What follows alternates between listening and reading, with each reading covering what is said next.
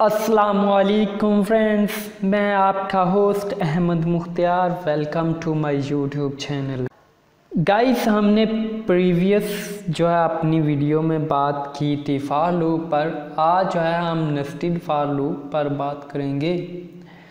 तो गाइस, आज की वीडियो स्टार्ट करने से पहले आपसे रिक्वेस्ट है कि अगर आप मेरे चैनल पर नए हैं तो मेरे चैनल को सब्सक्राइब कर दे और बेल आइकन को प्रेस कर दे ताकि हर आने वाली नई वीडियो का नोटिफिकेशन आप तक पहुंच सके। सो गाइस, आप बात करते हैं हम नेस्टेड फॉर लूप पर। नेस्टेड फॉर लूप, फर्स्टली जो है आप इसकी डेफिनेशन देख लें कि नेस्टेड फॉर लूप की जो डेफिनेशन क्या होती है। वो ये है कि if we have a for loop inside the another for loop, जब हमारे पास एक फॉर लूप हो उसके अंदर एक और फॉर लूप, इनसाइड एक और फॉर लूप ले लें तो वो फॉर लूप उस फर्स्ट वाली फॉर लूप के साथ नेस्टेड होगा। ठीक है, it is known as nested for loop. ये होगी इसकी डेफिनेशन। अब जो नेक्स्ट पॉइंट हमारे पास वो ये आता है, the inner loop execute completely. जो इनर लूप एग्जीक्यूट होती है completely when ever the outer loop executes. जब आउटर लूप एग्जीक्यूट होती है एक दफ़ा, मीन्स कहने का मतलब जहाँ पे जब आउटर लूप एक दफ़ा एग्जीक्यूट होगी तो हमारी इनर लूप जो होगी वो कंप्लीटली एग्जीक्यूट होगी। तो इसका सिंटेक्स से जो है मज़ीद इसका कंसेप्ट जो है वो क्लियर, ये इसका सिंटेक्स है। ये हमारे पास एक फॉर लूप है, ये हमारी आउटर फॉर लूप है, ये इस यहाँ पे जो है क्लोज हो रही है, ये आउटर फॉर लूप जो है क्लोज हो रही है, और ये इसके साथ जो है इनर फॉर लूप है, ये नेस्टेड फॉर लूप्स हैं। ठीक है, ये फॉर लूप्स हमारे पास नेस्टेड फॉर लूप्स जो है, ये जावा में नेस्टेड फॉर लूप कहलाता है कि एक फॉर लूप के जो है अंदर दूसरी फॉर लूप को जो है एग्जीक्यूट किया जाए। यहाँ तक तो आपको समझ आ गई होगी। तो अब हम एक एग्जांपल जो है प्रोग्राम की एग्जांपल देखते हैं और उसमें मज़ीद इसको क्लियर करते हैं कि ये फॉर लूप जो है वो कैसे वर्किंग करती है। असल मेन मकसद ये है कि हमें जो है सिंटेक्स हमने देख लिया, डेफिनेशन भी देख ली, तो हमें प्रोग्रामिंग फिर भी क्यों नहीं आती। तो इसकी मेन रीज़न ये होती है कि हमें जो है प्रोग्राम का स्ट्रक्चर को बिल्कुल नहीं समझते। उसका सीक्वेंस देखना जो है वो बहुत अहम होता है कि प्रोग्राम का सीक्वेंस देखना कि प्रोग्राम किस तरह वर्क करता है और कौन कौन सा जो है वे फॉलो करता है, वो बहुत ज़रूरी होता है। तो अगर आपको जो है क्लास क्रिएट या प्रोजेक्ट क्रिएट कैसे जो है करना होता है ये नहीं पता, तो आप मेरी प्रीवियस वीडियो जो देख सकते हैं, उनका लिंक आपको डिस्क्रिप्शन में जो मिल जाएगा। उसके बाद जो इस प्रोग्राम पे जो बात करते हैं, एक क्लास क्रिएट किया नेस्टेड फॉर लूप के नेम से।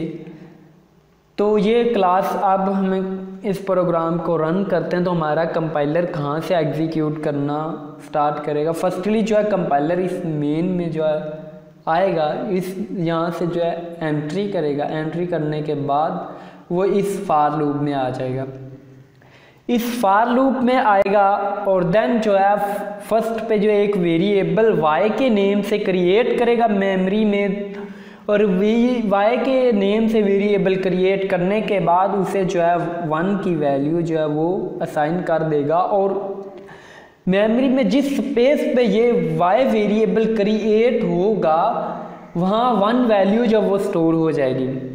उसके बाद क्या होगा, उसके बाद कंपाइलर इस प्लेस पे आएगा और देखेगा वाई लेस देन या इक्वल टू 3, ये कंडीशन चेक करेगा।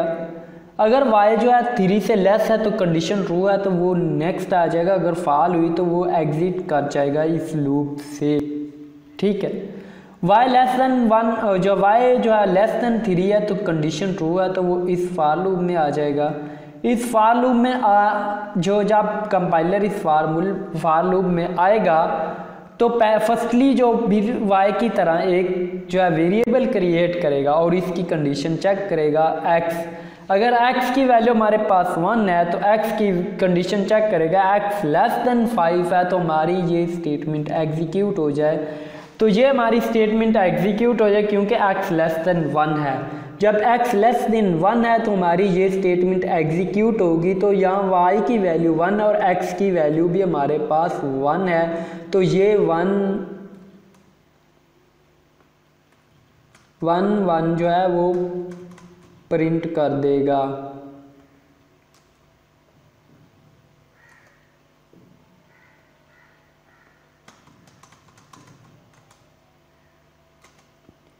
ठीक है, ये इसने जो आउटपुट हमारे पास आ गई 1 उसके बाद कंपाइलर क्या करेगा, कंपाइलर वापस इस फार लूप में जाएगा, ना कि इस फार लूप में।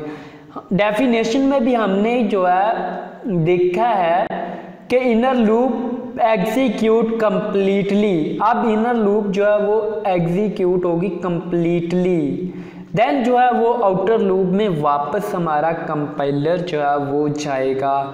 तो यहाँ वैल्यू x की फिर जो है x की इंक्रीमेंट हो जाएगा, इंक्रीमेंट होने के बाद x की वैल्यू जो है वो 2 हो जाएगी और 2 फिर जो है 5 से लेस है तो ये फिर कंडीशन ट्रू होगी, फिर हमारी आउटपुट आ जाएगी।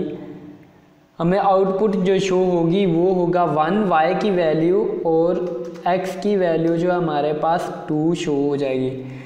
देन जो इंक्रीमेंट होगा और हमारा जो कंपाइलर यहाँ पे चला जाएगा और इंक्रीमेंट होने के बाद हमारी वैल्यू जो x की वो 3 हो जाएगी। तो कंपाइलर फिर आएगा और वैल्यू को जब प्रिंट करेगा तो हमारी आउटपुट जो आएगी वो होगा 1 फिक्स ही है क्योंकि अभी वो आउटर लूप में गया ही नहीं, 3 हो जाएगी।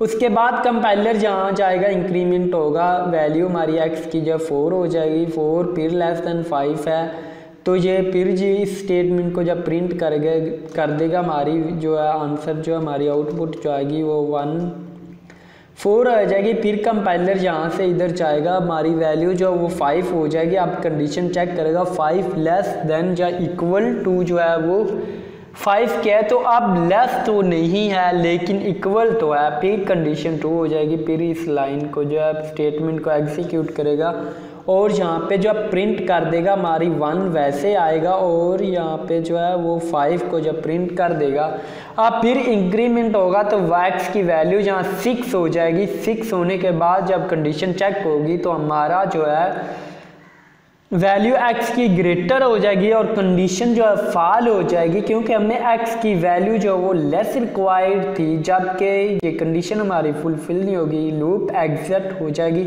और कंपाइलर यहाँ फिर इस लूप में आ जाएगा।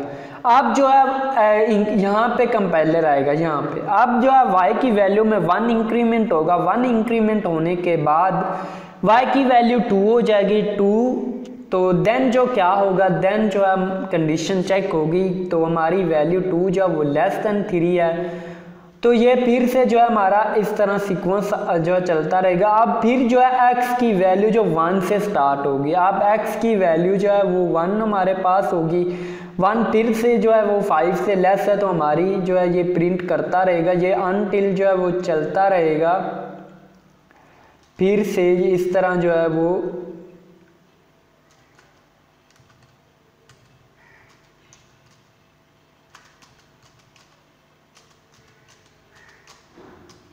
ये कंपाइलर जो वो एग्जीक्यूट होता जाएगा जब हमारे पास वैल्यू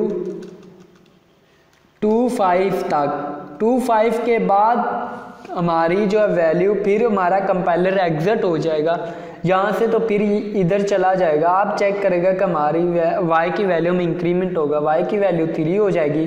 3 होने के बाद जो है कंपाइलर चेक करेगा y की वैल्यू लेस देन या इक्वल टू 3 है तो वैल्यू इक्वल है, तो फिर इस जो है फार लूप को इनर फार लूप को एग्जीक्यूट करेगा 5 टाइम तक। 5 टाइम में एग्जीक्यूट करने के बाद हमारे पास जो आंसर जो बनेगा वो होगा 3 5। तब जो है हमारी जो है इनर लूप एग्जिट होगी। एग्जिट होने के बाद कंपाइलर जहाँ होगा वाली y की वैल्यू जो वो हमारे पास 4 हो जाएगी। 4 अब ग्रेटर है जो थ्री से, तो कंडीशन फॉल हो जाएगी, जो है लूप जो है कंपाइलर वो जो है प्रोग्राम एग्जिट कर जाएगा, लूप एग्जिट कर जाएगा। नेक्स्ट कोई स्टेटमेंट नहीं देगी आउट ऑफ साइड लूप, वरना हमारी जो है यहाँ कोई भी स्टेटमेंट होगी वो एग्जीक्यूट हो जाएगी। अगर हम ये स्टेटमेंट जो है यूज़ कर लें,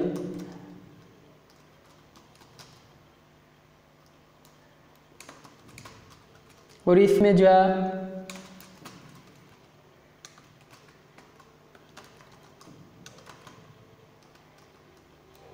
फार लूप जो वो एग्जिट जो है कर लें, जो राइट कर लें, तो अब हमारा क्या होगा, ये स्टेटमेंट जब आउटर फार लूप एग्जिट होगी तो ये स्टेटमेंट जो है वो जो है एग्जीक्यूट होगी, और ये स्टेटमेंट एग्जीक्यूट होने के बाद हमें जो आउटपुट शो हो जाएगी वो हमारे पास होगी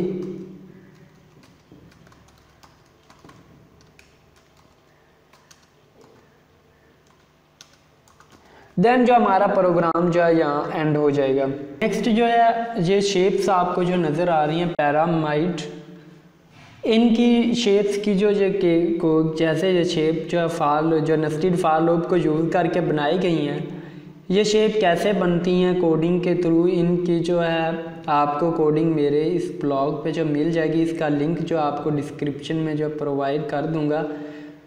ये जावा प्रोग्रामिंग पॉइंट जो है ब्लॉग का नेम है, और इसका जो है लिंक आपको जो है डिस्क्रिप्शन में मिल जाएगा। इसमें जो है काफ़ी जो है जावा के रिलेटेड अपडेट्स जो मिलती रहती हैं जावा के, तो आप इसका जो विज़िट करके वहाँ से इनका जो है कोड जो है वो एग्जीक्यूट कर सकते हैं। ये देख सकते हैं कि कैसे ये शेप्स बनाई गई हैं जावा प्रोग्रामिंग में जो यूज़ करते हो जावा को, तो आप इसका जो लाजमी विज़िट कर लीजिएगा।